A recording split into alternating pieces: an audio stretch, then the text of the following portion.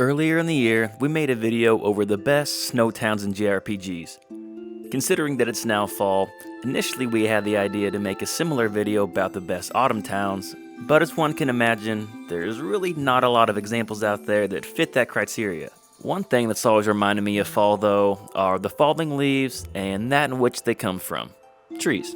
It just so happens that trees, particularly sacred trees of sorts, are a pretty common concept in JRPGs, as Tree of Life symbolism is really popular in Japanese folklore and religion. So with that said, we thought it'd be fun to take a look back at some of the more memorable and notable trees in JRPGs. Now this could be a plot element, a dungeon, a character or enemy, whatever. It's just gotta be a singular tree that stands out in some way. No ranking at all either, it's just a list. Alright, let's get into it. The first tree we have on this super obscure list is the World Tree from Tales of Symphonia.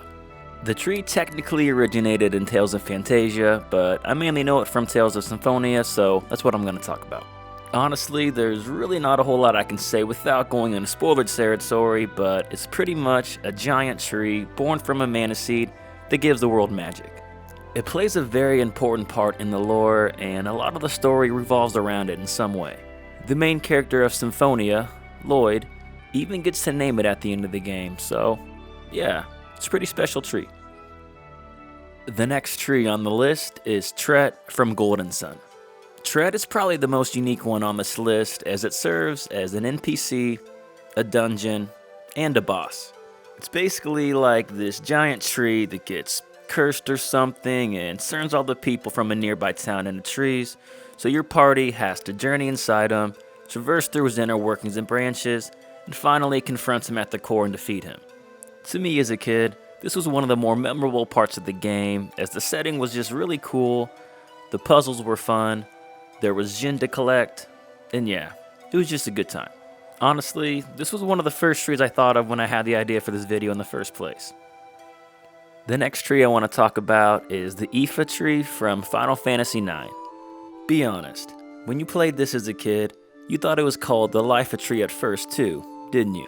I mean, I know I definitely did, and I'm sure a lot of others did too, but nonetheless, it is called the Ifa tree. Anyway, this is another one I can't discuss in too much depth without getting too spoilery, as it does play an integral part of the story. You first see it in Disc 3 when you journey through it as a dungeon and see some pretty beautiful pre-rendered backgrounds along the way. To me, it's one of the more memorable locations in the game that's only reaffirmed by the fact that some really cool ending cutscenes take place there as well. This is another one I instantly thought of when I first had this video idea. The next tree, or trees I guess in this case, are the Genesis trees from Legend of Legaia. One of the main goals in Legend of Legaia is for your party to find these Genesis trees and activate them, which drive away the mist from the surrounding areas. The mist brings Suryu, which are basically just monsters, so yeah, you're pretty much just freeing the area of monsters when you liberate these trees. Earlier in the game, some of them also give you raw Suryu, which are pretty much good versions of Suryu that help you fight and give you words of wisdom when needed. It was always really exciting to come across a Genesis tree because it means you likely had to have defeated a really tough boss, so it was like a reward for doing so. Plus the music that played when you came into contact with them was super calm and peaceful, and a tune that I still remember to this day. Next up, we have Yggdrasil from Dragon Quest XI.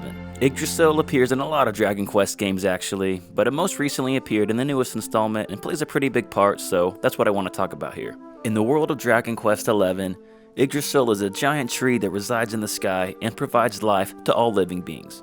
When someone is born, a new leaf is added to the tree, and when someone dies, their soul returns to the heart of the tree.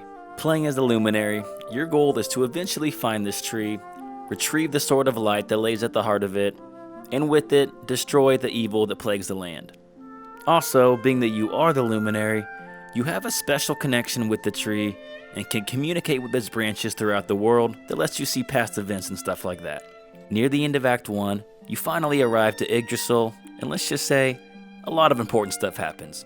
You gotta play it to find out. Alright, the next tree on this list is Sudowoodo from Pokemon Gold and Silver. It's a Pokemon that's also a tree. Moving on, the next tree is the World Tree from Xenoblade Chronicles 2.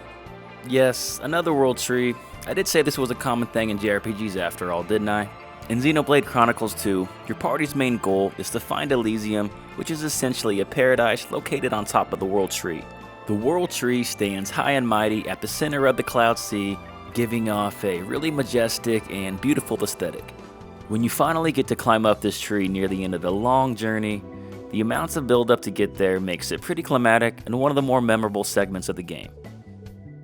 To make this video come full circle, we're going to finish it off with another tree from another Tales game, which is the Tree of Halure from Tales of Esparia. The town of Halure is a location you come across early in the game that has a big, beautiful tree with pink flowers in the middle of it.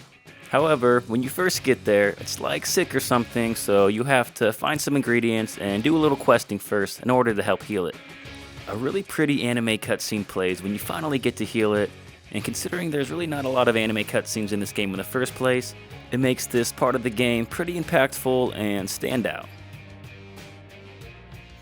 So that about wraps up this list of 8 of the most memorable trees in JRPGs. I know this was a pretty short video, but like I mentioned earlier, I couldn't really analyze a lot of them without going into spoilers, so this video was more of just a, hey, I remember that, rather than like an in-depth look at them, I guess.